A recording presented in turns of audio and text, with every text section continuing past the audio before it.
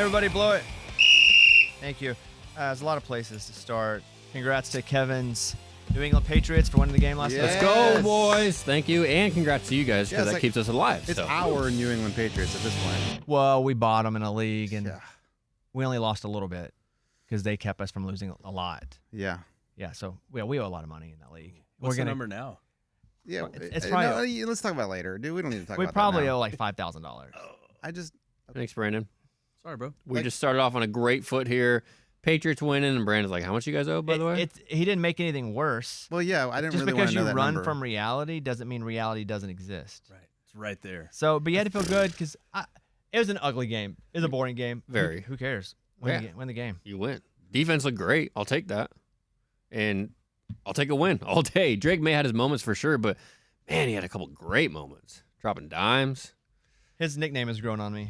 Did Drake May? Drake May. Yeah. Drake Like he doesn't need a nickname. It's his own name. Is it so good? Yeah. Drake May. Yeah. May. Yeah, whatever. It's hard to say. That's why I don't really say it. But, yeah, it's cool, I guess. Man, those boys were getting knocked around last night at the end of the game. Those quarterbacks, both of them. Oh, at the end, I legit felt bad for Herbert. Oh, yeah. I was like, oh, man. If you're like his family member, I'm like, is he okay? He was taking some shots. Yeah, dude.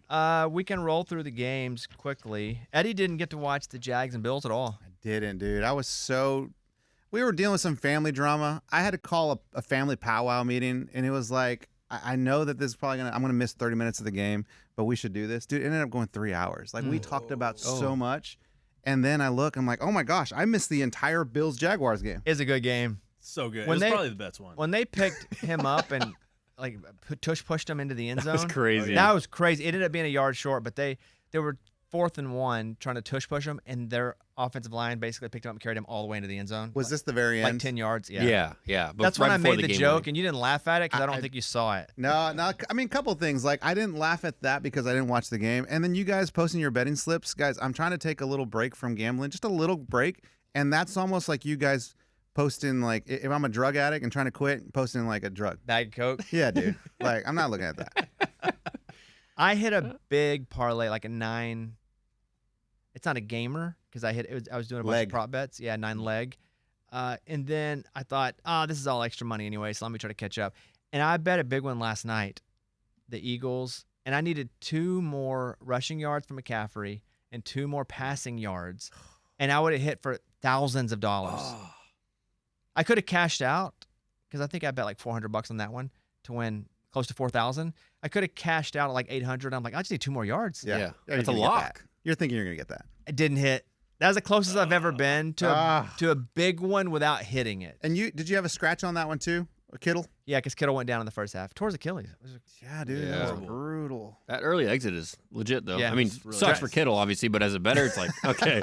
And that's got to happen before the half, right? Yes. Yeah. Yes. DraftKings with the early exit was legit. Yes. So, games, Rams and Panthers.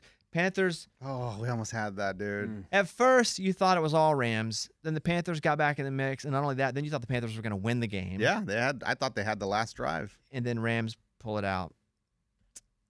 It's like you said, though, dude. Like, when it comes down to the last 2 minutes and there's a kickoff and they don't make it in that zone, they're going to be in field goal range in 2 plays. That's kind of what happened. Have you officially stopped pounding? I have stopped pounding. Okay. I stopped right after done? the game. But I was proud. Moral victory. I'm not a big moral victory guy, but for the Panthers, they were 10-point dogs. It was a good game. I think you feel good. They took Bryce Young's 5th-year option in his contract, so they're not taking it. They're not offering him a new deal right now, but they're going to take his 5th year. I mean, I think he's their guy. Yeah. I don't think they draft a quarterback. 1 more year. Yeah, as far as to see if he's your guy, like long. I don't think they draft a quarterback in the first couple to few rounds. No, because they have other stuff that they're like, okay, well, if we can get this far, if we draft I don't even know, another running back or something like that, that'll take us the next step. They just updated, if you guys want to know our NFL money. Oh, can we wait? Let's just get through. Why? Because it just puts me in a bad mood. It puts me in a different mental space. You got to be stronger. You got to compartmentalize. Dude, that number is so big that when you say it out loud, my mind just starts drifting to like second job. We are at buy a lawnmower. We're at minus $5,000 right now. So, I mean, that's like the best weekend we've had in a long time. We only lost $100. We just hooked on one team. Well, we have a game tonight. Oh, shoot. So we'll end up being minus 51. What do we need tonight? Is there? It doesn't matter, both teams. Oh. Yeah. So, but it's 25 for me and 12-5 for each of you. We need the Patriots to keep winning. Yes, we do. Yeah. We need them to win the Super Bowl. And then they play the winner of the game tonight. So do you guys have a I hope preferred? Pittsburgh. I picked Pittsburgh to win because everybody else is not picking Pittsburgh to win. Everybody else picked the Yeah. Texans. I would rather than play Pittsburgh Me too. Sure. because Pittsburgh kind of sucks. Yeah. They came from a weak division. The Texans defense is really freaking Yeah. good. Yeah, the Texans Texans scare defensive me. line. I mean, if the Chargers saw what they did to the Patriots, that defense will worry me. Packers and Bears, really good game. Great game. So good. God. Ugly at first, so not a good. When I say really good game, the end of the game was really good. Yeah. And the Yeah. Bears were down. That fourth down, that Caleb Williams to was it Rome Odunze? Yeah. Was that was it. That was the play That was nasty. That just seems to be the way the Bears played all all year. year. It's true. Just like just come from behind and win the game. Live by the sword, die by the sword. They just haven't died by the sword yet. Yeah. But there's only max 3 more swords to even try to live by. I know. What- I just couldn't believe all the fourth downs Ben Yeah. Johnson was going for. Especially early and wasn't. Oh man. Oh yeah, there's a couple early. Like, dang, Painful. dude. What do you think about Ben Johnson and the handshake? I think here's my honest opinion. I think they're manufacturing a little rivalry here. And I don't know. They obviously don't like each other, the Packers and Bears. That's been a 100-year rivalry. yeah. No doubt. I think the fact they split, I think the fact that the Bears are kind of getting good again because Packers have been killing them Mm-hmm. over the last 15 years. Yeah, it's been a bit. Aaron Rodgers owned them. He said so. I Yes. own you. Like Mhm. So whenever Ben Johnson got the job in his press conference, he was like, I can't wait to beat Matt LaFleur twice a year. And he did. And well, yeah, he did now in the He did. playoffs. One-on-one regular season. And that's what he was referring to. Yeah. But, they had short handshakes. Once LaFleur hit him on the back. Then it was another quick one. It was kind of douchebaggy, but I just think it's manufactured. I think they are purposefully like, hey, look. I'm gonna act like I don't want to shake your hand, all right? But they may end up firing LaFleur now. I saw this morning that they're trying to work a new deal, actually, to extend him. They're trying to keep him. Oh, they are? Yeah, I thought they may move on. that's from him. what a lot of people are saying. But now they're going the opposite way and they're like, oh, we're going to try to keep him around and sign to an extension. Good for him. I think he's a really good coach. He is, but man, they blew it. You think if Micah would have played, they would have won that game? It's easy to say. It's easy to say, but probably because he'd have been the best player on the field. Period. Yeah. Yeah, I'm gonna say nah, but yeah. probably. Chargers and Patriots. Patriots win. Bills Jags. I missed the Niners-Eagles game. You did? You were Yeah. fun? You It was had a really family good powwow? game too. I know. Well, I missed the second half, the part that's fun. No, I was on a date night. I was like, she's like, come on, just like one game. I'm like, okay, we can go for one. We can miss one game. Playoff football. Oh, Yeah, but man. then the Patriots were coming, and she knew, like, after that time, once that game started, it was all Patriot football from then. Yeah. So I gave her a half. It was really good. Yeah. It was a really good game, dude. Maybe Thanks. the best. We just tell each other I when you would missed it. say- Probably the best. So- I'd say it's the best of the There was, weekend. it was So it good. was a bunch of really good games. Mhm. Like Sunday was really good to the end. Saturday was great, too. I bet the 49ers a few weeks ago as my future. They gave me good enough odds to be invested, so I bet $1,000 on that game or on them to win. So it's 23,000. My cash out's not that good yet because they have to play Seattle next. Yeah. If they beat Seattle, I think they can get to the Super Bowl. 'Cause I think Yeah. they can. Yeah. But Seattle just served them some Yeah. Yeah. terrible I- tubby medicine. I have couple a weeks feeling ago. it probably won't be that pretty. The story about the 49ers and that power plant that's near them Yes. is crazy because Kittle got hurt again. Yeah. Because he has Suck. been hurt, but he was really hurt. Like his Achilles is They tore. torn, right? Yeah. You see it again. So I sent this to Kevin last night, and I'd heard about this all last week. The 49ers are statistically the most injured team in the NFL over the past decade. And so the story came out that there is, like, what do they call that place next to it? A power plant Is is it basically nuclear? no, no, it's not. I don't know. It's not nuclear. It's I mean, if it's just power, It's there's not power plants nuclear. everywhere. extremely low frequency magnetic field. Oh my. Yeah. Oh dang. And, like, the average is at, like, some fractional number, but what they have is so much higher. And they think that there's probably a causation that why people are getting injured in San Francisco more than anywhere else. Yeah, because it says that it impacts your collagen on your body, and so all these injuries that they're having are like collagen rich injuries. So like your Achilles, your tendons. Whoa. Yeah. They've How's that- suffered far more full Achilles and patellar tendon ruptures than league average, What? along with recurrent grade 3 hamstring and calf tears and high ankle syndesmosis. I'm probably saying that wrong. Injuries, tearing the ligaments containing the shin bones. No other franchise, even running those identical schemes on the same hybrid turf, because it was always turf, Mhm. turf. But now they're looking at teams that have the same turf, and it's not the same with them. Yeah. And I think they play on grass, don't they? In early 2025, they may practice on turf though. The grass. Is turf. the practice there near Levi Stadium? Yeah, it's right. Yeah, it's there. It's like in between the plant and the stadium, Mhm. basically. Yeah. Oh, dang, I didn't know that. In early 2025, 49ers guard retired John Feliciano let slip a locker room theory that has circulated among players for years. Players have joked around about there being an electrical substation right next to the practice field and how that has led to the Niners' injury problems. So, what about this when you read it makes you think it could probably be true? That it's something scientifically that is way above my head, but it all makes sense in the same time. So I don't understand exactly what they're talking about as far as the frequency and the numbers and all that. But this guy literally who did this article, his name is Peter Cowan. He has a video out there where he's on the field measuring the frequency, and he's saying like, hey, this is normal, like 2, whatever, but these are at 9 Yeah, milligauss, I think mean, is what it's called. Guys, it's right there. milligauss. And- yeah, milligauss. I've never heard of milligauss before I saw this, Me neither. but yeah, it was it's between like 7, like between 1 and 2 is normal, and they would always find this is between 7 and 9. Yeah. That is crazy, guys. And, And let they're me tell practicing you, on that. I mean, and even when you're not practicing, you're around it. let me tell you, this plant is double the size of the stadium. His yeah. mechanism claim: non-thermal EMF weakens collagen integrity over time, making routine football loads more likely to produce catastrophic soft tissue failure. I'm sold. Didn't take much. Didn't take much. I had no idea. I mean, it's where there's normally a parking lot at the stadium, there is a power plant. Yeah, we have a map. Yeah. We're such idiots. We're studying the map and the topology. And they Pablo- also he was also saying that they're like, oh, it was tested, like it got it's official, it's okay, blah blah, they're safe. Nah. But those same numbers or whatever tests they do were like approved in the 90s. This is 30 plus years later, where it's like, okay, can we redo these tests again? Right. That's like, when they have those schools where like teachers and They all students get are getting cancer, and they're Yeah. like, there's got to be something in this area. And it ends up being something in the water that they don't know, or something like electromagnetic. Yeah. Are you guys worried about when we go?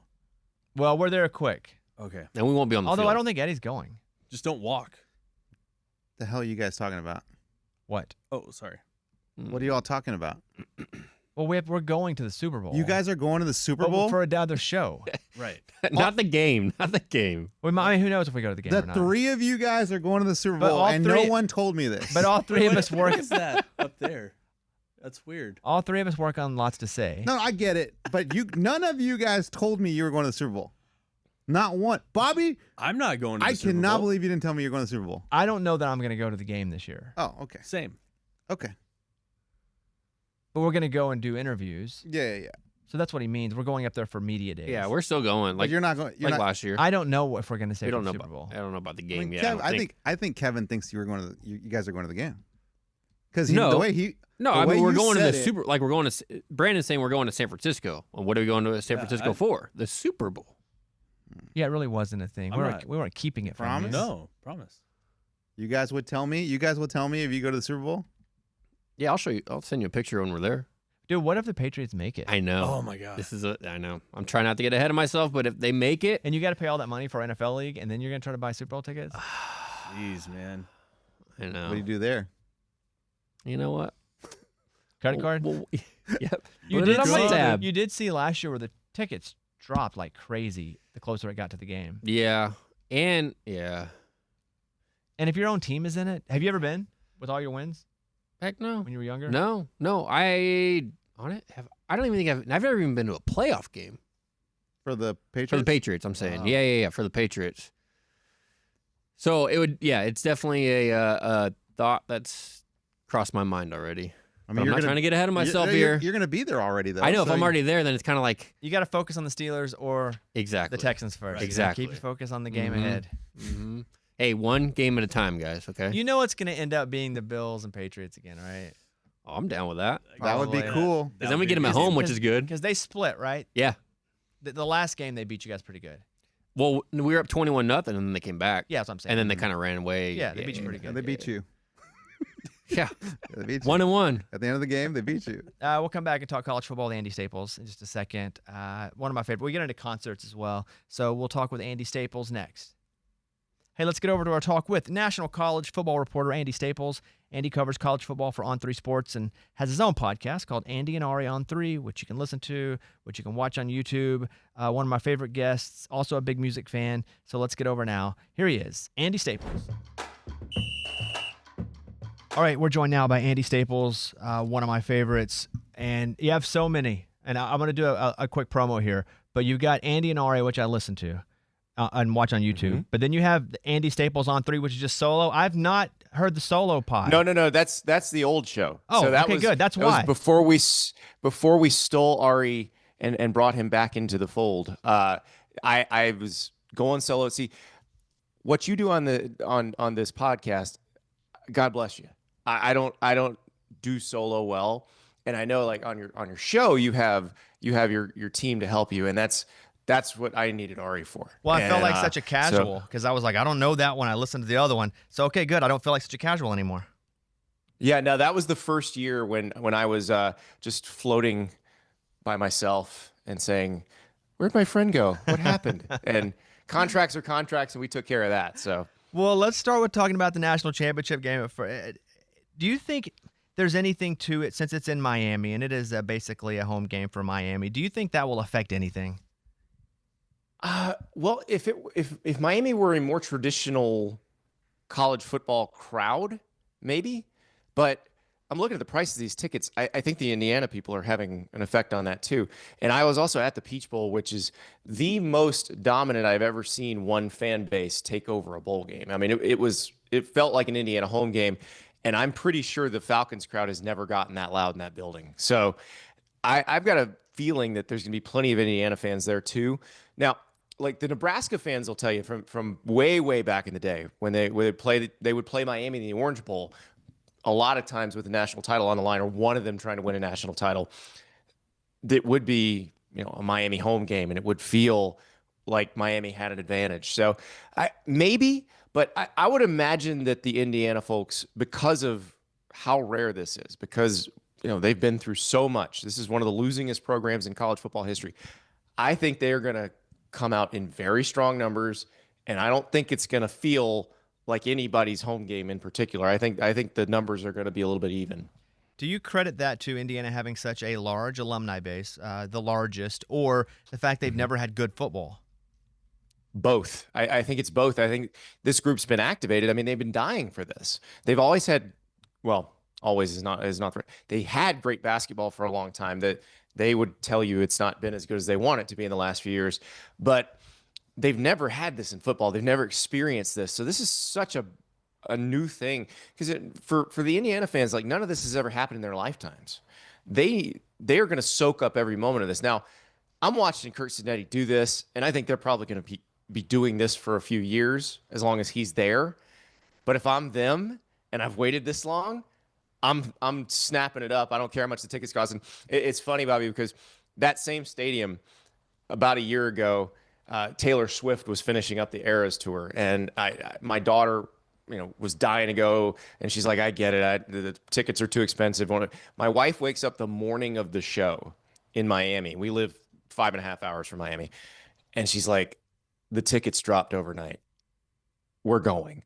You're buying the tickets now." And you know what? I'm so glad I did because my daughter got to meet Taylor Swift's mom and had the time of her life. And my wife and my daughter had this incredible experience. If you're an Indiana fan, you can have that experience. Think about all the fathers and sons and mothers and daughters who grew up loving the Hoosiers who get to experience this now. So I bet they're not going to let a little thing like a very expensive ticket stop them. Did you go to the Taylor Swift show or just your wife and daughter? I had to work. I was pissed because I'm the Swiftie of the parental unit. I'm the Swiftie. My wife's not. And she's like, yeah, she's got some pretty good songs. I'm like, oh, come on. What did your wife think about the show? Loved it. Loved it. She said it was, one of the best concerts she's ever been to. She's partial to the Garth Brooks show she saw at the Swamp at Florida in 2019, but that's just because she's partial to Garth, I think. But yeah, it's one of those things where I was dying inside because I had to work and I'm getting the text updates, I was so glad that my daughter got to experience it because it was something that she and her mom are gonna share forever.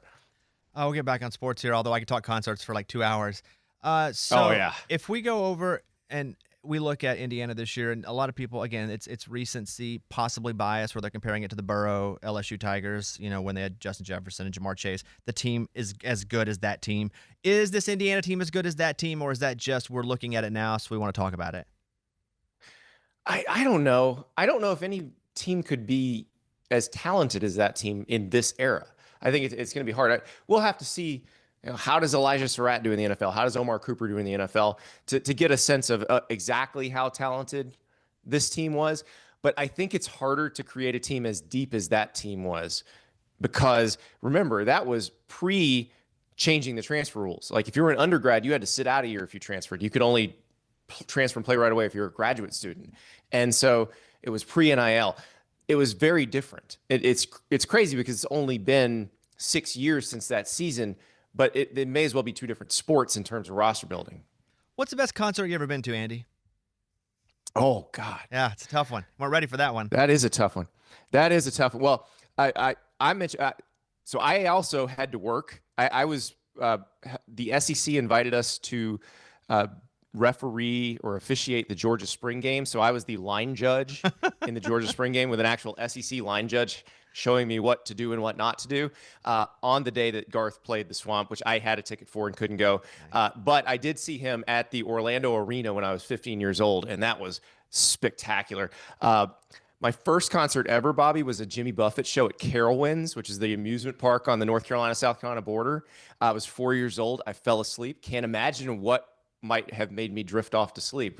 What aroma in the air might have done that. But then in college, I got to go see Jimmy in Tampa, and that was spectacular for me because I grew up a parrot head, and like my dad would make fun of me because you fell asleep at a Jimmy Buffett concert.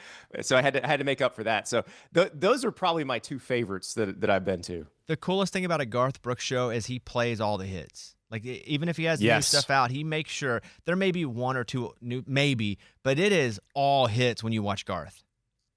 So my 25th anniversary is in July, and I was talking to my wife about this. We actually have to figure out if our kids' schedules can sync up on this, but we're in July. But in late June in Hyde Park in London, there is a Garth Brooks and Zach Brown band show, and I was thinking maybe that's how we celebrate our anniversary. Yeah, that would be cool. I didn't know you were such a Garth guy. My favorite Garth story on April Fool's Day, like 4 years ago, I got a call, and I know Garth a little bit because we've done some stuff together, and I got a call from a number that I didn't recognize, so I didn't answer it, and then I got a text from that same number that was like, hey, this is Garth, and it's April Fool's Day, so yeah. I had a Garth cell in my phone, but it wasn't that number, and it's April Fool's Day, so he's like, hey, I want to ask you to come open for me at one of my stadium shows. Are you around? And this is for sure an April Fool's prank. Like, no doubt. So I'm like, hey, oh my God, I'll call me in like 2 hours. I'll be off the air. I'll be home. And so it's like, okay. And so I tell my wife, hey, somebody's trying to get me. So I put it on speakerphone.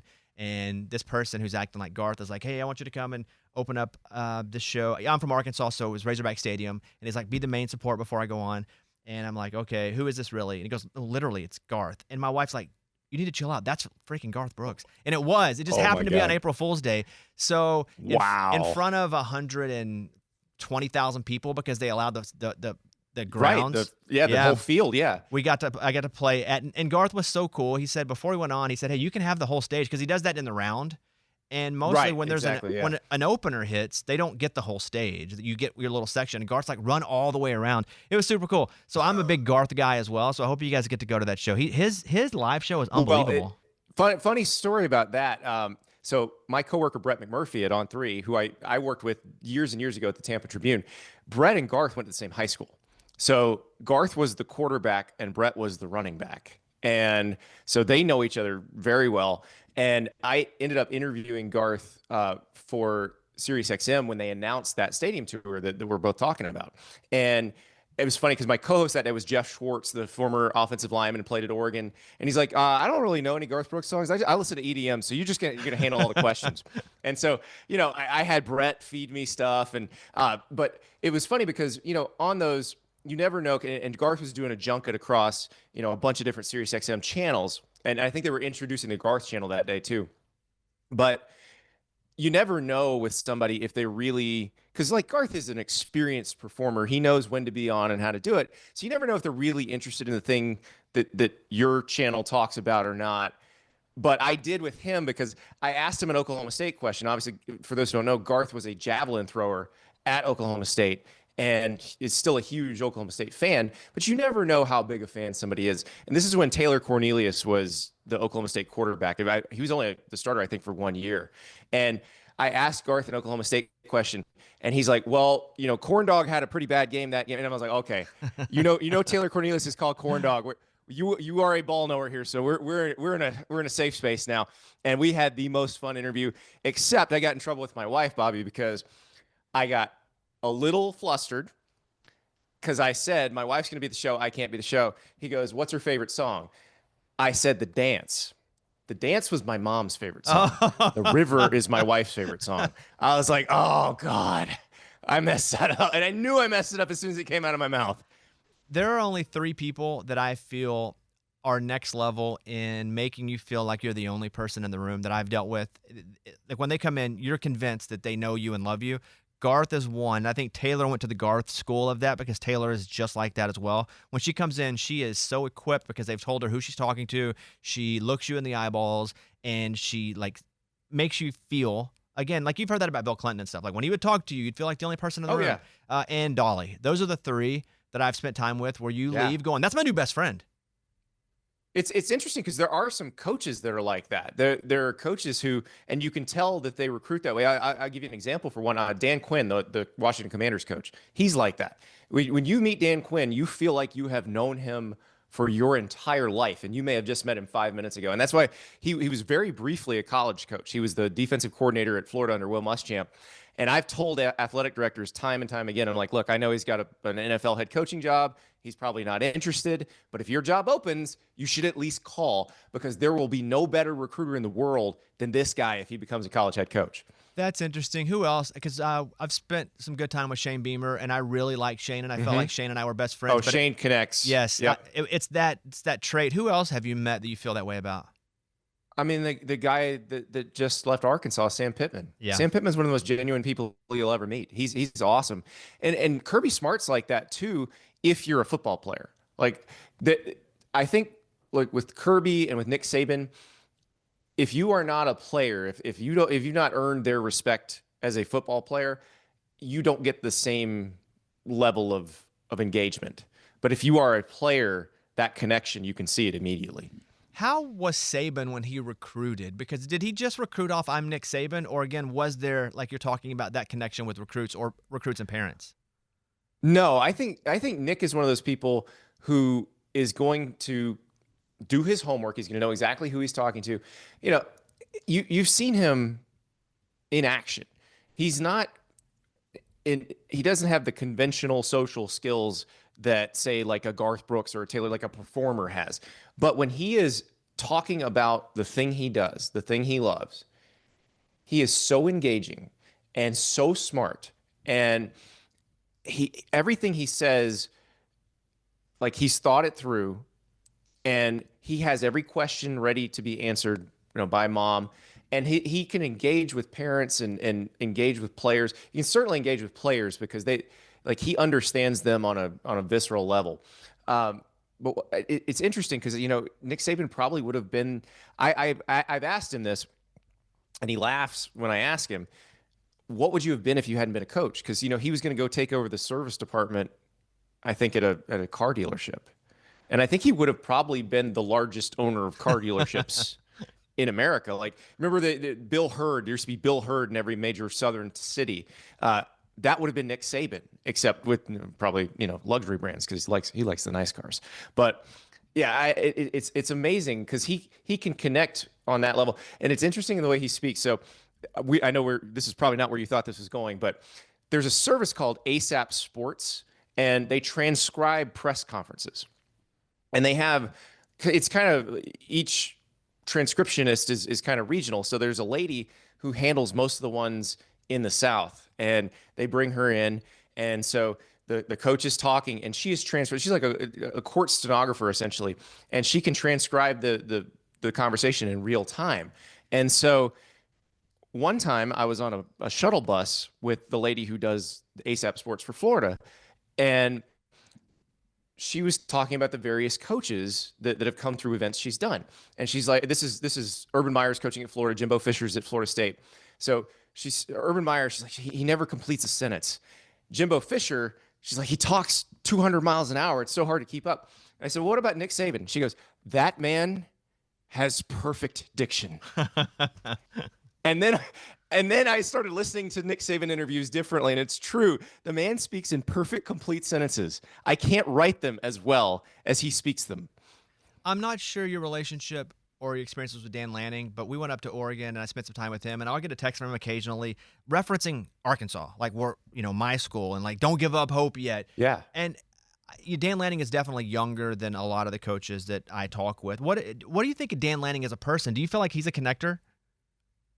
I definitely feel like he's a connector. I feel like he's excellent at connecting with a lot of people. He's got, it's more than just the this is football, I'm your coach thing. You can tell he's got kind of a mischievous side, and you've seen that with some of the stuff he's done with the recruits. And I was there the other night at the Peach Bowl. I covered the Peach Bowl, and listening to him talk about his team in that moment, which is a terrible moment for a coach. You've just gotten blown out. Everything you've worked for is over, and you lost it in the most embarrassing fashion. And he's sitting there next to Dante Moore and Bryce Betcher, one of their linebackers, and he's talking about the contributions that the seniors to that team had made, and how it hurts him that when they get where they're finally going, that those guys won't still be with them, but they will have laid the foundation for it, and they will have gotten so much closer than anybody else ever has. And he talked about how this is a good kind of pain because it means you got this far, and you didn't quite make it, but you did get this far. You put in the work to get that far, and you're going to learn something from it, and you're going to carry something with you for the rest of your life. And like in that moment, you're like, I would send my kid to play for this guy. What do you think the Oregon fan base feels now? Disappointment, but are they upset at the situation at all? So I was cruising the message board. Scoop Duck is our Oregon site at On3, and it seemed like it was a very small minority that was concerned about Dan Lanning's ability to ever get them to the national title. It seems like most of the fan base understands, hey, this guy's getting us there pretty much every year. He's getting us to the doorstep pretty much every year. He's going to get through eventually. And I think that's the right way to look at it. I said this about Kirby Smart for years and years when, it gets to the national title game. They lose on 2nd and 26. Then they lose in the SEC championship game to Alabama. Then the next year they get smoked by LSU in the SEC championship game. And it's like, oh, is he ever going to get there? Or is that 2nd and 26 going to be as close as he ever got? Well, if you keep putting your team in that position over and over and over again, eventually you have the right roster, the right chemistry, the right everything. And he did. He had it 2 years in a row. And I think Dan Lanning's going to have that. I said this on my show the other day. I think Dan Lanning is going to win a national title at some point in the next 5 years. And I'll go to DJ Lagway. At first it was, he's going to go to Baylor, but then Ole Miss is in the mix. Where does he end up? I still think he's going to end up at Baylor. The Ole Miss thing is interesting because a lot of this depends on Trinidad Chambliss and what happens with his eligibility. The NCAA denied his appeal for another year of eligibility, which I figured they would. I figured they deny the waiver. I'm sorry, not his appeal. He hasn't appealed yet. They're going to sue in Mississippi State court. And I think the hope there is not that they win the case, it's that a judge grants an injunction that says, hey, you can play while this case is being fought out in court, which, given how slow the legal system tends to move, would allow him to play this season. So that part of it could play out in the next couple weeks.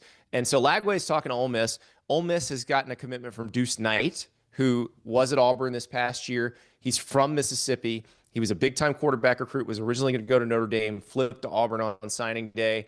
We actually got to see him play against Mercer this year because they were trying to save Ashton Daniels' redshirt at Auburn, and Deuce looked pretty dang good. So I'll be curious to see how that all plays out. But the Deuce thing, I think the feeling is they maybe weren't ready for him to be the starter right now, and they're hoping they have Trinidad for another year, and then Deuce can slide in there.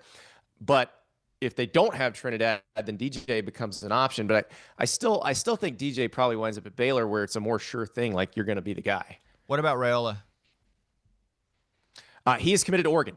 Just before we started doing this, he committed to Oregon. I did not see that. Wow. Now I'm not sure when this show is dropping today. So the situation and even within hours, the situation may change. I think this means Dante Moore staying at Oregon, because I think the Raiola decision had a little bit to do with the idea that he could do what Dante Moore did, where he got to sit behind Dylan Gabriel for a year and learn. And I think that's an interesting way of looking at it, because Dante Moore made a fairly unusual decision there, which is why, even though Dante Moore could be a very high NFL draft pick, I don't know that he's going to make the conventional decision, which would be go to the NFL. So we'll see if Dante says he's coming back. It may be that Dante says, hey, I'm going to the NFL, and Dylan's going to be Oregon's starter.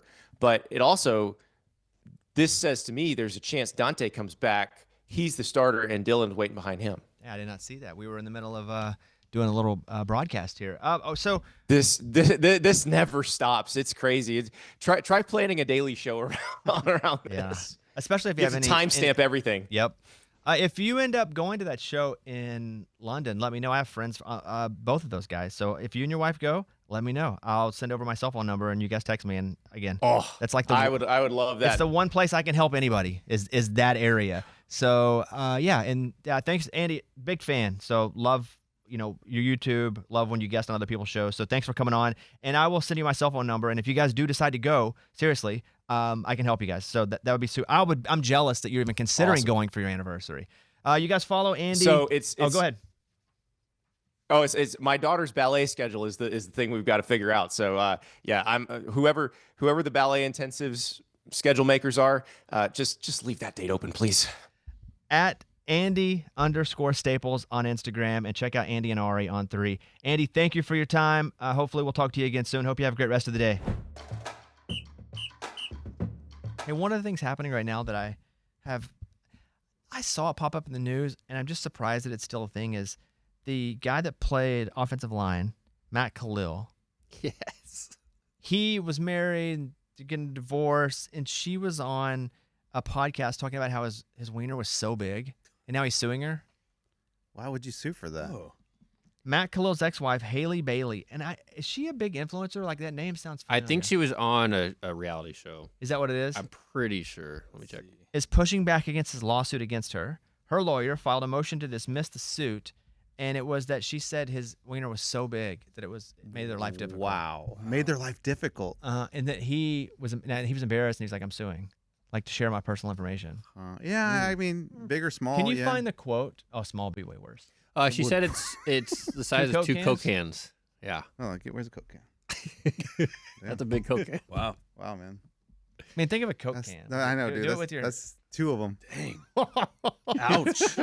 Yeah, I can see how that's difficult. He's a big dude, though. But this is ex-wife? Ex-wife. Yeah, they're getting a divorce, or they just got a divorce. You know it's difficult when you start dating. Yeah, I think he's remarried now, too. Oh, he is? Yeah.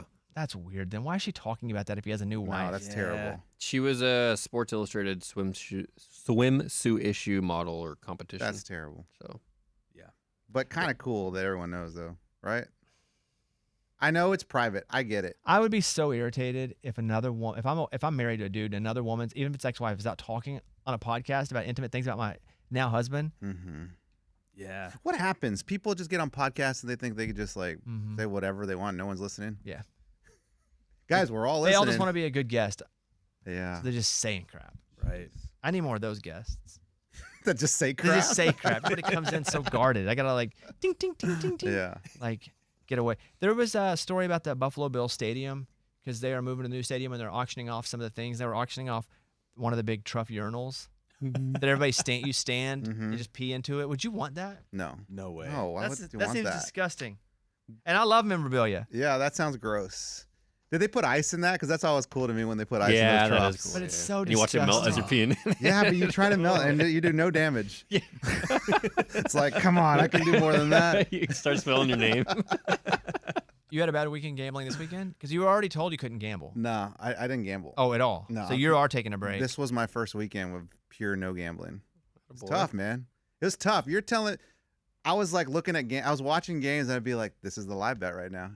Indiana. Love live betting. I would have lost in the Indiana. I would have live betted Indiana. Yeah, I would have betted. I would have bet. Oh, the college Oregon. football game. I would have bet Yeah. Oregon for sure live to come back. Yeah.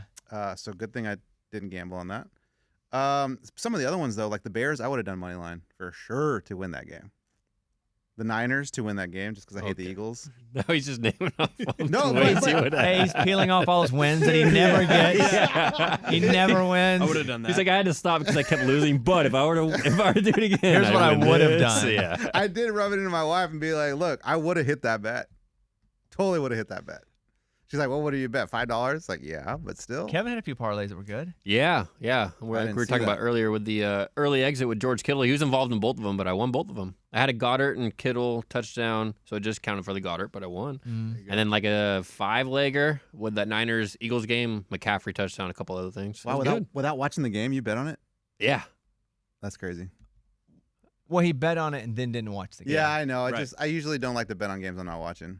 It was a little less stressful, actually, I felt like. Because I didn't know, and then I looked after the game, and I'm like, oh, and I won. That's great. Oh, you didn't like watch it while you're on your date to see if you would hit. No, They're no, green. no. But if I'm at home watching the game, I'm also watching my phone, as we all do. Did you watch Cocaine Quarterback? Awesome. He's Did not you, a quarterback. Did you watch it? No, but Castle played with them. Did- They're on the team at the same time, I think. Owen Hansen, Okay. I believe is his name. He was not a quarterback. His story is crazy because, and this is the beginning of the documentary, so I'm not giving anything away. But he was a volleyball player. Like he lived by the beach in Redondo Beach growing up, so he played volleyball. He got a scholarship to play for USC as a volleyball player. But I guess after his first year there, he didn't play at all. And his coach was like, if you don't get stronger and jump higher and like look bigger, you're not going to make this team next year. So you might as well just quit. So he started roiding it up. And he got so jacked that a trainer in the weight room was just like, you play football, dude? He's like, I've never touched football in my life. Wait, that's how he got on the football team? Yes. The Yeah. trainer is like, you need to try out for the football team. He's like, dude, you don't understand. I've never touched a football in my life. And he made the team. As a tight end? Nah, he really didn't even play. Maybe he was a tight end listed, but he never played. I think he played a couple special teams plays. He's a gunner or something. He did dress out, though. But which is he cool. dressed, dude. He was part of the national championship team at USC. And that's the height of his life. Then he took some wrong directions, dude, and it gets crazy. Is it good? Is it good? I feel like, The show, is it good? Yeah. yes, overall it's good. I feel like the first episode, there's 3 episodes. The first episode was kind of cheaply done. You can tell that they didn't have a lot of money, whoever was producing this. But the story is so good, it didn't really matter. The production level when episode 2 and 3 comes out is way better. So was he selling drugs?